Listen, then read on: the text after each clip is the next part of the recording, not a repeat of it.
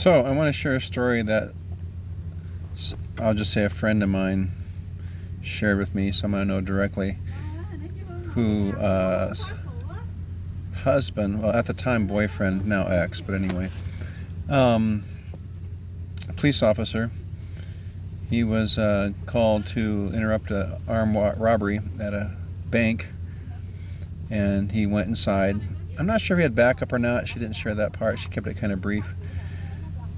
And he went in, and there was a gentleman to the right robbing the bank, and he went to reach into his bag when he saw the policeman come in, and pulled out a gun. So her boyfriend at the time shot him.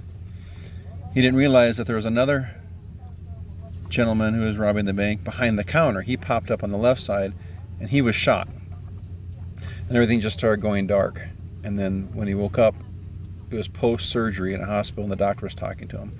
And the doctor said to him, "You must have angels watching over you, because that bullet should have went right through your artery." Oh, my doggy. I'm sorry, I can't put down the window right now. You have to wait a little bit. And so it's as if some angel or entity picked up your artery in the shoulder, moved it, the bullet went through, and then moved it back, because the hole was precisely underneath the artery. That was his best understanding of what happened. So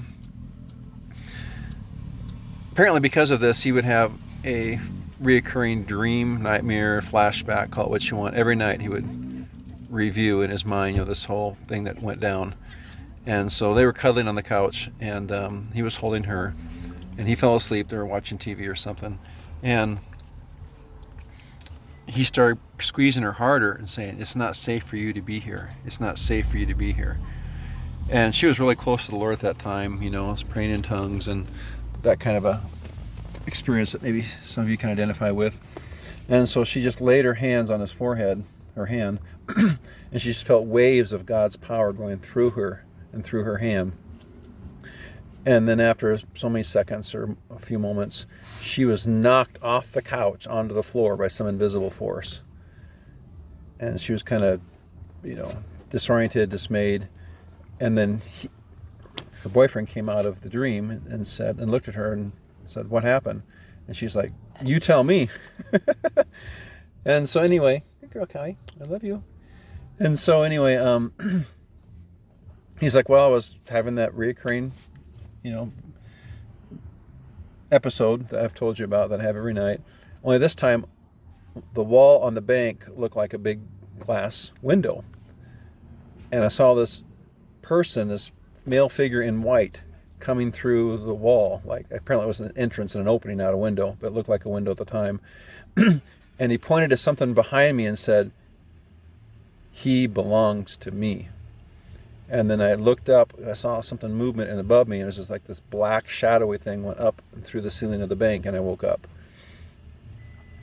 So it would seem as though this entity smacked her on the way out because it was mad.